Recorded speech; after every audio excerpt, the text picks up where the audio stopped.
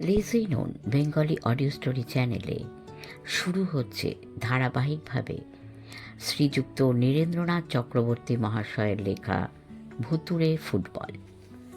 এটি ভাদুড়ী মশাইয়ের একটি গোয়েন্দা কাহিনী। আজ শোনাব প্রথম পর্ব। এ তো বড় অদ্ভুত ব্যাপার মামাবাবু। হাতের কাগজ থেকে মুখ না তুলেই কৌশিক বলল, আমাদের জার্নালিস্টদের কি মাথা খারাপ হয়ে গেল? এদের কি কাণ্ডজ্ঞান বলে কিছু থাকতে নেই? কথাটা ভাদুড়ী মশাইয়ের উদ্দেশ্যে বলা হয়েছিল, কিন্তু তিনি কোনো উত্তর দিলেন না। সম্ভবত কিছু শুনতেই পাননি। না পাওয়াই স্বাভাবিক, কেননা নিবিষ্ট চিত্তে তিনি এখন ইস্টার্ন কুরিয়ারের আজকের ওয়ার্ড জাম্বেলের উত্তর খুঁজছেন। নিজে যেহেতু খবরের কাগজে কাজ করি, তাই কি খবর দেখে জার্নালিস্টদের কাণ্ডজ্ঞান সম্পর্কে কৌশিকের হঠাৎ সন্দেহ দেখা দিল, এই পাল্টা প্রশ্নটা করতে যাচ্ছিল। কিন্তু মুখ খুলবার ফুরসত পেলুম না। সদানন্দবাবু একেবারে ঝাঁপিয়ে পড়ে বললেন, ঠিক বলেছ, লাখ কথার এক কথা বলেছ।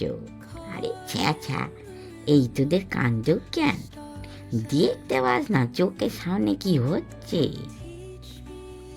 অরুণ সান্যাল একটা সদ্য আসা মেডিকেল জার্নালের পাতা উল্টাচ্ছিলেন।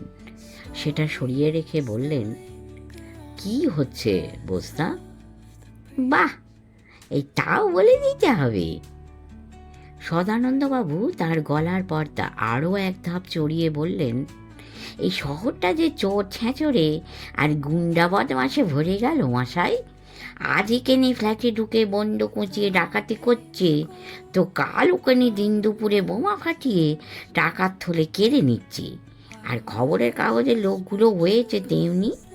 এই যে ললেসনেস, কোথায় এগেনস্টে রোজ একটা করে কড়া এডিটোরিয়াল লিখবি তা নয়, তোরা আছিস শুধু পলিটিক্স নিয়ে। কে কাকে নিকম্মা ধাড়ি বলেছে, কার বউ সরকারি বাড়িতে খাটাল বসিয়ে লাখ টাকা দুধ বিক্রি করছি। তা বলুক না, করুক না, নিকম্মাই বলুক আর অকম্মাই বলুক, দুধই বেচুক আর রাউড়িই বেচুক, তাতে তোর কি? খালি পলিটিক্স আর পলিটিক্স। ঠিক বলেছ কৌশিক বাবাজি, এই পলিটিক্সই আমাদের ডুবিয়ে ছাড়ল। কৌশিক বলল, যা বাবা, আমি মোটেই পলিটিক্সের কথা ভাবছি না। সদানন্দবাবু ভ্যাবা চাকা খেয়ে বললেন, এই পলিটিক্স নয় তাহলে? ভাদুড়ী মশাইয়ের জাম্বল মিলে গিয়েছিল। মৃদু গলায় বললেন, হয়েছে, একটা ই পাচ্ছিলুম না। তা উল্টে পাল্টে সেনল্যাক যদি ক্যান্সেল হয়, তো তার মধ্যেই তো ই পেয়ে যাচ্ছি। সব মিলিয়ে ম্যাজিক ওয়ার্ডটা তাহলে দাঁড়ালো ক্রিকেট। ও হ্যাঁ, তুই যেন কি বলছিলি কৌশিক? আমি পলিটিক্সের কথাও ভাবছিলুম না, ক্রিকেটের কথাও ভাবছিলুম না। যেখানে মাত্র 120টা রান দরকার, সেখানে 100 রান তুলতেই যাদের কালঘাম ছুটে যায়, তাদের নিয়ে আবার ভাববার কি আছে? অরুণ সান্যাল বললেন, তাহলে? আমি ভাবছিলুম ফুটবলের কথা। হ্যাঁ, ক্রিকেটের তুলনায় ফুটবলটা কি আমরা ভালো খেলছি নাকি? চুনি, পিকে, বলরামের সময় যা খেলতুম, সেই তুলনায় অর্ধেক ভালোও খেলছি না। তবে হ্যাঁ, মাঝখানে যে অধঃপতনটা ঘটেছিল, সেটা একটু সামলে নেওয়া গেছে। এবারকার ন্যাশনাল লিগ আর নেহেরু কাপের খেলা দেখে অন্তত সেই রকমই মনে হলো। একটুক্ষণ চুপ করে রইল কৌশিক। তারপর বলল, কিন্তু মুশকিলটা কি হয়েছে জানো বাবা? অরুণ সান্যাল ফুটবল বলে কথা নেই কোনো খেলারই খবর বিশেষ রাখেন না। মাঠ ময়দানের ব্যাপার ট্যাপার নিয়ে আসলে কোনো উৎসাহই নেই তার। তবু ছেলের কথার উত্তরে কিছু একটা না বললে ভালো দেখায় না বলেই আমতা আমতা করে বললেন, এই কেন, আবার কি মুশকিল হলো? কি মুশকিল হলো সেটা কিরণ মামাকে জিজ্ঞেস করো, বলে আমার দিকে তাকিয়ে বলল, এই তোমরা মানে জার্নালিস্টরাই হচ্ছে যত নষ্টের গোড়া। ফুটবলে আমাদের পারফরম্যান্সের গ্রাফের লাইনটা যেই না একটু উপরে উঠতে শুরু করেছে, অমনি তোমরা এমন হই হই বাঁধিয়ে দিলে যে আর দেখতে হবে না, লাইনটা আবার মুখ থুবড়ে পড়ল বলে। কথা ঝাঁজ থেকে বোঝা যাচ্ছিল কৌশিক বেশ রেগে গেছে, কিন্তু রাগের কারণটা যে কি সেটাই ঠিক ধরতে পারছিলুম না। ভাদুরী মশাই, সদানন্দবাবু আর অরুণ সান্যালের মুখ দেখে মনে হলো তাঁরাও কিছু ধরতে পারেননি। ভাদুরী মশাই বললেন, একটু বুঝিয়ে বলবি? সদানন্দবাবুও বললেন, হ্যাঁ হ্যাঁ, একটু বুঝিয়ে বলো তো। এর মধ্যে আর বোঝাবুঝির কি আছে? কৌশিক তার হাতের বিশ্ববার্তা কাগজখানা আমার দিকে এগিয়ে ধরে খেলার পাতার 3 কলম জোড়া হেডলাইনের ওপর আঙুল তুলে রেখে বলল, পড়ে দেখো, তাহলেই সব বুঝতে পারবে। বিশাল টাইপের বিরাট হেডলাইন, যে গোল দেখতে পেলে মারাদোনাও তাজ্জব হয়ে যেত। সদানন্দবাবু বললেন, এই পড়ে শোনান, আমরাও শুনতে চাই। অগত্যা যেমন হেডলাইন তেমন কোচি থেকে পাঠানো প্রতিবেদনও পড়ে শোনাতে হলো। বিশ্ববার্তার স্পোর্টস রিপোর্টার ধনঞ্জয় চাকলাদার লিখেছেন, উজবেকিস্তানের বিরুদ্ধে আমাদের IM বিজয়ান যে গোলটি করলেন তাকে বিশ্বমানের গোল বললেও খুব কমই বলা হয়, কেননা ইউরো কাপ আর কোপা আমেরিকার কোনো খেলাতেই এমন অত্যাশ্চর্য গোল দেখবার সৌভাগ্য আমাদের হয়নি, এমনকি গত 3 বারের বিশ্বকাপেও না। দুদিকে 2 হুমদো জোয়ান উজবেক ডিফেন্ডার ভালো করে ঘুরে দাঁড়াবার জায়গাটুকুও না রেখে তারা বিজয়ানের গায়ের সঙ্গে একেবারে আঠার মতো সেঁটে রয়েছেন, অথচ তারই মধ্যে সামান্য একটু টলে গিয়ে বলটাকে অল্প তুলে নিয়ে মুখ না ঘুরিয়েই বিজয়ান যে বাইসাইকেল কিক করলেন গোলকিপারের মাথার উপর দিয়ে, তাতেই বল গিয়ে জালে জড়িয়ে গেল। এ একেবারে অর্জুনের লক্ষ্যভেদ। দর্শকরা প্রথমে কিছুই বুঝতে পারেননি, তারপরেই তারা উল্লাসে ফেটে পড়েন। উল্লাস স্বাভাবিক, কেননা অনেক ভাগ্য করে জন্মালে তবে এমন একটা গোল দেখার সুযোগ পাওয়া যায়। সত্যি বলতে কি, পেলে আর মারাদোনাও এই গোল দেখলে তাজ্জব হয়ে যেতেন। তবে আমার ধারণা ভারতের মাঠে এই ধরনের গোল হয়তো আমরা আর দেখতে পাবো না, কেননা বিদেশিরাও বিজয়ানের এই খেলা টিভির পর্দায় দেখেছে নিশ্চয়ই, এবং এই গোলের পরে ব্রিটেনের ম্যানচেস্টার ইউনাইটেড, স্পেনের রিয়াল মাদ্রিদ, হল্যান্ডের আয়াক্স, ইতালির AC মিলান এবং আর্জেন্টিনার বোকা জুনিয়র্স থেকে বিজয়ানের ডাক পড়তে বাধ্য। আসন্ন অনিবার্য সেই দিনটিকে আজ আমি চোখের সামনে দেখতে পাচ্ছি।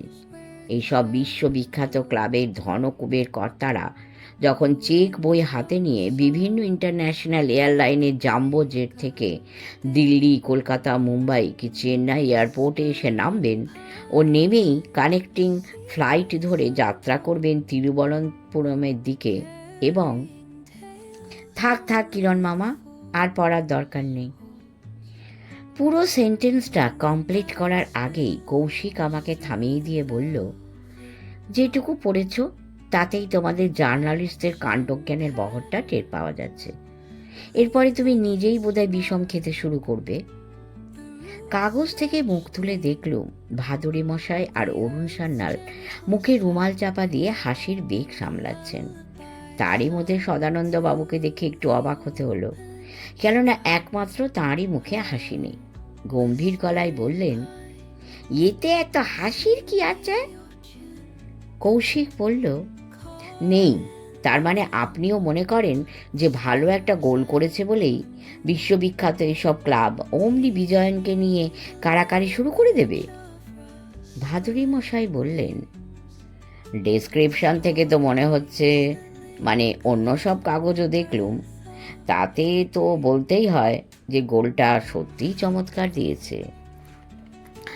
আহা, আমি কি বলেছি যে ওটা চমৎকার গোল নয়? Of course it was a brilliant গোল, কিন্তু তাই বলে যদি কেউ বলে যে পেলে আর মারাদোনাও এই গোলটা দেখলে তাজ্জব হয়ে যেত, তো আমি বলবো তার কাণ্ডজ্ঞান বলতে কিচ্ছু নেই। এই দেখো কৌশিক, এর মধ্যে তুমি দুবার পেলে আর মারাদোনার নাম করেছো। তো একটা কথা তোমাকে জিজ্ঞেস করতে পারি? করুন। ইয়ারা কারা? যা বাবা! হতভম্ব হয়ে কৌশিক বলল, এরা কারা আপনি জানেন না? এরা হচ্ছেন সেই তাঁরা, ফুটবলে যাদের অল টাইম গ্রেট বলা হয়। কেন, টিভিতে আপনি মারাদোনার খেলা দেখেননি? সদানন্দবাবুর মুখ দেখে মনে হলো না যে কৌশিকের কথা শুনে তিনি বিন্দুমাত্র দমে গিয়েছেন। একই রকম গম্ভীর গলায় বললেন, না হে, দেখিনি, কিন্তু তাতে হলোটা কি? কৌশিক হেসে বলল, হ্যাঁ হ্যাঁ, কি আর হবে? একজন জিনিয়াস কিভাবে ফুটবলটাকে নিয়ে যা খুশি তাই করতে পারে সেটা দেখতে পাননি, এই আর কি। বটে, তা ফুটবল নিয়ে যা খুশি তাই কি ওই লোকটাই একা করতে পারত? আর কেউ পারতো? মানে পেলের পরে ওই এক মারাদোনা ছাড়া আর কেউ পারতো বলে তো জানি না। ঠাট্টার গলায় কৌশিক বলল, কেন, আপনি কি জানেন নাকি? সদানন্দবাবু তক্ষুনি এই প্রশ্নের জবাব দিলেন না। চা এসে গিয়েছিল। নিজের পেয়ালায় আলতো একটা চুমুক দিয়ে পেয়ালাটাকে ধীরে সুস্থে পিরিচের উপর নামিয়ে রেখে তিনি কৌশিকের দিকে তাকিয়ে রইলেন কিছুক্ষণ। তারপর বললেন, হাওলা বাণিজ্যের খেলা দেখেছ? এবারে কৌশিকেরই ভ্যাবাচাকা খাওয়ার পালা। আমতা আমতা করে বলল, না তো। কি করেই বা দেখবে? ঠোঁট বেঁকিয়ে সদানন্দবাবু বললেন, এই তোমার তো কথাই ওঠে না, তোমার বাবাও তখন জন্মাননি। অরুণ সান্যাল বললেন, হ্যাঁ বলেন কি, তিনি কবেকার মানুষ? এই ফার্স্ট ওয়ার্ল্ড ওয়ার তো 1914 সালে লাগে। তিনি তারও 12 বছর আগে, অর্থাৎ 1902-তে জন্মেছিলেন। ছেলেবেলায় আমরা তার খেলা দেখেছি। উফ, সে কি খেলা রে বাবা! হরিচরণ মেমোরিয়াল শিল্ডের খেলায় চুঁচড়ো ইউনাইটেডকে একাই 1 ডজন গোল দিয়েছিলেন। কৌশিক বলল, কলকাতায় খেলতেন? আমাদের ময়দানের কথা বলছো তো? মাত্র একবারই এখানে খেলতে নেমেছিলেন। এ হলো 1920-র কথা।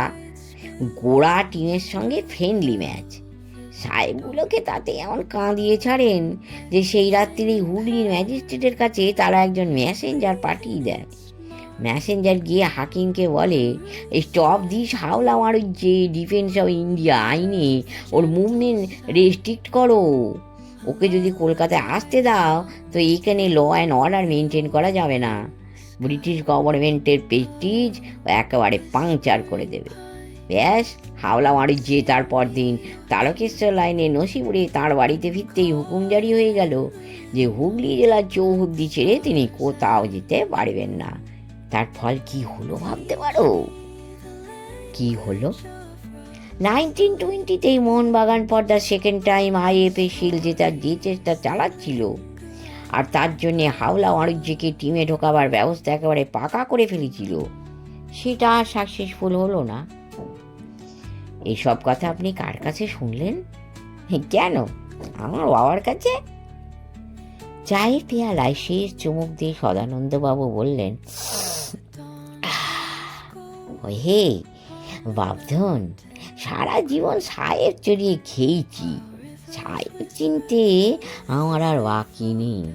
ওদের মধ্যে আমাদের কোম্পানির জেঙ্কিন্স সাহেবের মতো ভালো মানুষ যেমন আছে, তিনি কুচুটে বাচ্চা তো কি কিছু কম আছে নাকি? তা যদি না থাকতো তো মারাদোনার নাম না কপছে তোমরা হাওলা বাণিজ্যকে মাথায় তুলে নাচতে। ভাদুরী মশাইয়ের দিকে তাকিয়ে দেখলুম তার চোখের মধ্যে ঈষৎ কৌতুকের ছোঁয়া লেগেছে, তবে হাসিটাকে তিনি ঠোঁট পর্যন্ত আসতে দিচ্ছেন না। বললেন, একটু আগে বলছিলেন যে ছেলেবেলায় আপনি তার খেলা দেখেছেন, এটা কোথায় দেখলেন? সিঙ্গুরে। তারকেশ্বর বলতে যে জায়গাটা ওনারা বোঝেন, আমরা তো ঠিক সেখানকার লোক নই। ওর খুব কাছেই হচ্ছে সিঙ্গুর। আমরা সেই সিঙ্গুরের বাসিন্দে। সেখানকার মাঠে হাওলা মারুজ্জের খেলা আমি ফর দ্য ফার্স্ট টাইম দেখি। আমার বয়স তখন আর কত হবে, মেরে কেটে 5 কি 6। সেদিনকার খেলার ডিটেলস আমার মনে নেই, তবে এটা ভুলিনি যে হাফ টাইমের আগেই একটা লোক দাম 4-5টা গোল হাঁকড়ে দিয়েছিল। পরে শুনলাম সেই হচ্ছে হাওড়া বাড়ুচ্ছি। দ্বিতীয়বার তার খেলা কবে দেখলেন? In the year 1942। জাপানিরা হাতিবাগানে বোমা ফেলেছিল বলে আমরা সেবার কলকাতার পাটতুলি দিয়ে মাস 6 জন্য আমাদের গাঁয়ের বাড়িতে চলে যায়। 1942? বাহাদুরি মশাই বললেন, আপনারই হিসেবে হাবলা বাণিজ্যের বয়স তো এখন 40 তখন হয়ে গেছে। এই তা তো হয়েছি, কিন্তু বুড়ো হাড়ি যা ভেলকি দেখালেন না, উফ। সদানন্দবাবু দুহাত জোর করে কপালে ঠেকিয়ে বললেন, অপূর্ব, অপূর্ব। সেই খেলাতেই তো জোজরো ইউনাইটেডকে গুনে গুনে 1 ডজন গোল দেন। কি বলবো মশাই, খেলাটা যেন এখন আমার চোখের সামনে ভাসছে। এদিকে হাওলা, ওদিকে হাওলা, সেদিকে হাওলা, যেদিকে তাকাই শুধু হাওলা আর হাওলা। গোটা মাঠে তাকে ছাড়া কাউকে দেখতেই পাই না, ভাবা যায়? একটুক্ষণের জন্য চুপ করলেন সদানন্দবাবু, তারপর একটু গলা নামিয়ে বললেন, কিন্তু তার 1 সপ্তাহ বাদে ঘটল এক অদ্ভুত ঘটনা। উফ, সে কথা ভাবলে এখনো গায়ে কাঁটা দেয়। কৌশিক কিছু বলতে যাচ্ছিল, কিন্তু সদানন্দবাবুর শেষ কথাটায় একটা রোমাঞ্চকর গল্পের গন্ধ পেয়ে যাওয়ায় অরুণ সান্যাল তাকে থামিয়ে দিয়ে বললেন, তুই দেখছি বকর বকর করে সকলের মাথা ধরিয়ে দিবি, একটু চুপ কর তো। নিন বস্তা, ঘি একটা ঘটেছিল বলছিলেন, বলুন। আজ রবিবার 6 এপ্রিল। কৌশিককে সঙ্গে নিয়ে ভাদুরী মশাই গত শুক্রবার কলকাতায় এসেছেন। কৌশিক বুধবার ব্যাঙ্গালোর ফিরে যাবে, কিন্তু ভাদুরী মশাই তার CBI অর্থাৎ চারু ভাদুরী ইনভেস্টিগেশনের একটা অফিস যেহেতু এখানেও খুলতে চান, তাই পুরো মাসটাই তাঁর কলকাতায় কাটাবার সম্ভাবনা। কথা শুরু হয়েছিল এই আপিস খোলার ব্যাপার নিয়ে। শুনলাম ক্যামাক স্ট্রিটে একটা আপিস বাড়ির দোতলায় বেশ খানিকটা ফ্লোর স্পেস পেয়েও গেছেন। তাতে পার্টিশনের ব্যবস্থা করে দিব্যি 3টে ঘর আর একটা অ্যাটাচড বাথ করে নেওয়া যাবে। চেনা একজন কন্ট্রাক্টরের সঙ্গে তাই নিয়ে কথাও হয়ে গেছে তার। এখন একজন রিসেপশনিস্ট কাম টাইপিস্ট আর মোটামুটি কাজ জানা 2 জন লোক পেয়ে গেলেই হয়। গত বছর এই সময়ে ভাদুরী মশাইয়ের সঙ্গে দিন কয়েকের জন্য একটা তদন্তের কাজে ইউপির মির্জাপুরে যেতে হয়েছিল। তারপরে আর কোথাও যাওয়া হয়নি। শিগগির যে যাওয়া হবে এমনও মনে হয় না। একে ভাদুরী মশাইয়ের শরীর ইদানিং বিশেষ ভালো যাচ্ছে না, তার উপরে আবার এই নতুন আপিস নিয়ে বেশ কিছুদিন তাকে এখন ব্যস্ত থাকতে হবে। তাতে অবশ্য আমাদের বেজার হবার কিছু নেই, বরং আপাতত যে তিনি এখান থেকে নোঙর তুলবেন না তাতেই আমরা খুশি। কথাবার্তা দিব্যি এগোচ্ছিল।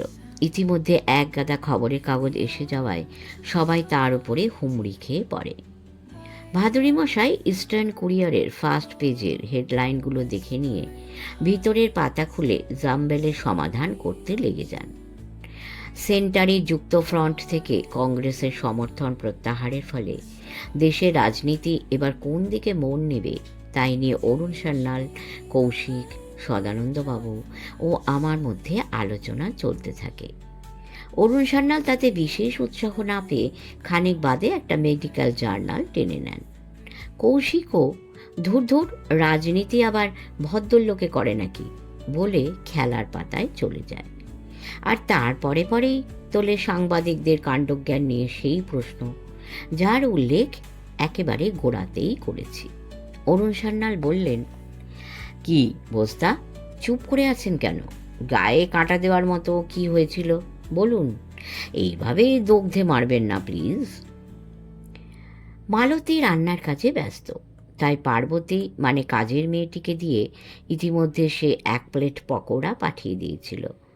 সদানন্দবাবু প্লেট থেকে আলগোছে একটা পকোড়া তুলে নিয়ে মুখের মধ্যে চালান করে বললেন, আরে ভাই, সে এক ভয়ঙ্কর ব্যাপার।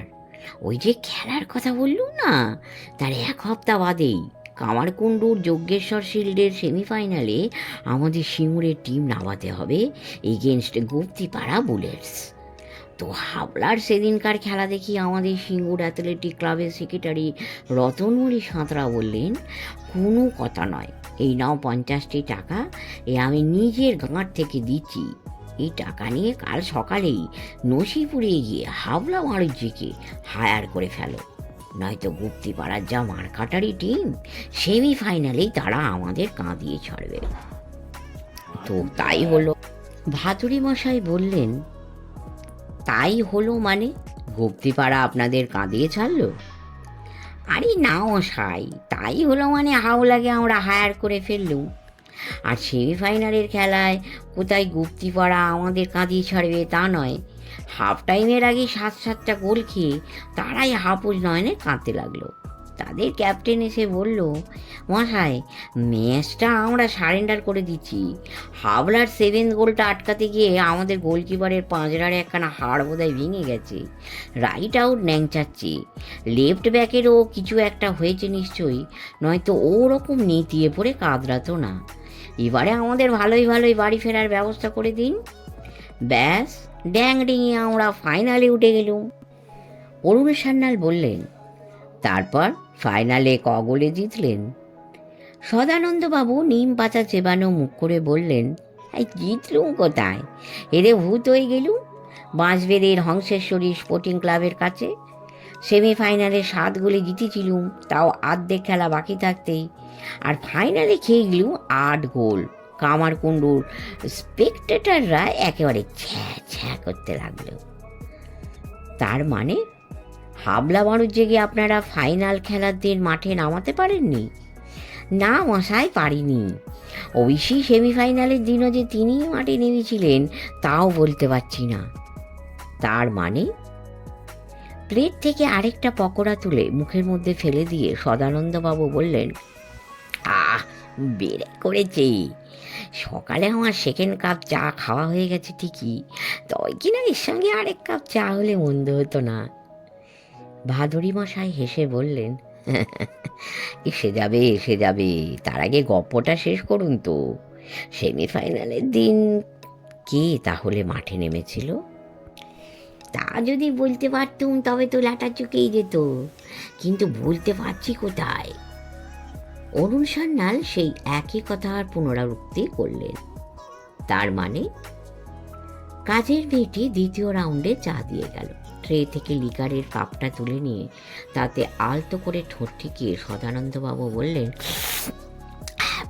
বলছি সেমিফাইনালে হাবলার দাপট দেখে আমাদের সাঁতরামশাই তখনই ঠিক করে ফেলেছিলেন যে ফাইনালের খেলাতেও একে চাই। খেলা শেষ হয়ে যেতেই তাই গাঁট থেকে আরও 50 টাকা বার করে হাওলার দিকে এগিয়ে ধরে তিনি বললেন, এই ফাইনালের জন্য এই টাকাটা দিয়ে তোমাকে বুক করে রাখলুম, জেতাতে পারো তো আরও 25 টাকা দেবো। কিন্তু তাতে কি হলো জানেন? কি হলো? হাওলা যে বলল, নিজের হাতে তো আমি টাকা নিই না, কাল সকালে বরং এই টাকাটা আপনারা আমার মায়ের হাতে দিয়ে আসবেন। ব্যাস, তারপর আর একটা কথাও না বলে হাওলা তার সাইকেলে উঠে চলে গেল। পরদিন সকালে আপনারা তাহলে ফের নসিপুরে গেছলেন? এই তা গেছলুম বই কি, গিয়ে দেখি হাবলার মা শুকনো মুখে বারান্দায় বসে আছেন। আমরা তাকে কিছু বলার সুযোগও পেলুম না। তার আগেই তিনি তার আঁচলের গিট খুলে 10 টাকার 5খানা নোট বার করে বললেন, কিছু মনে করো না বাবারা, পরশু রাত্রির থেকে আমার ছেলের ধুম জ্বর, তাই তোমাদের হয়ে কাল খেলতে যেতে পারেনি। যে টাকাটা দিয়ে গেছলে সেটা ফিরিয়ে নিয়ে যাও বাবা। শুনে তো আমাদের চোখ চড়ক গাছ। হাবলা মারুর যে কাল তাহলে সেমিফাইনালের খেলায় নামেনি? একেবারে তার মতন দেখতে যে লোকটা কাল 7টা গোল দিল, তাও হাফ টাইমের আগেই, সে তাহলে কে? কৌশিক তার বাপের বকুনি খেয়ে চুপ করেছিল, কিন্তু কতক্ষণ আর মুখে কুলু পেটে বসে থাকবে। বলল, যা চলে হচ্ছিল ফুটবলের গল্প, তো দুম করে সেটাকে আপনি ভূতের লাইনে ঠেলে দিলেন। এটা কি রকম ব্যাপার হলো বোস জেঠু? সদানন্দবাবু বললেন, এতে এত আশ্চর্য হওয়ার কি আছে? ভূতেদের কি ফুটবল খেলার শখ হয় না? নরমুন্ডু দিয়ে গেম জুয়া খেলার ব্যাপারটা তাহলে এলো কোত্থেকে? ও হে বাপধন, আমাদের ময়দানে যারা বল পেটায় তাদের সবাই যে আমার তোমার মতো জেনুইন মানুষ তা কিন্তু ভেবো না। আছেন ওই ভিড়ের মধ্যে, তেনারাও 2-4 জন আছেন। কথাটা আর এগোলো না, কারণ এই সময়ই কলিং বেল বেজে উঠল। তার মিনিট খানেক বাদেই কাজের মেয়েটি এসে জানালো এক ভদ্রলোক দেখা করতে চান। বললেন যে শক্তিগড় থেকে এসেছেন। নাম বললেন না? প্রশ্নটা অরুণ সান্যালে। বললেন তো, তবে সে নাম আমি বলতে পারবো নি। শেষ করলাম প্রথম পর্ব। দেখা যাক গল্পের গতি কোন দিকে এগোয়। সকলে শুনবেন, লাইক করবেন, কমেন্ট করবেন এবং সাবস্ক্রাইব করে আমাদের পাশে থাকবেন। পরম করুণাময়ের কৃপায় সকলে ভালো থাকবেন। নমস্কার।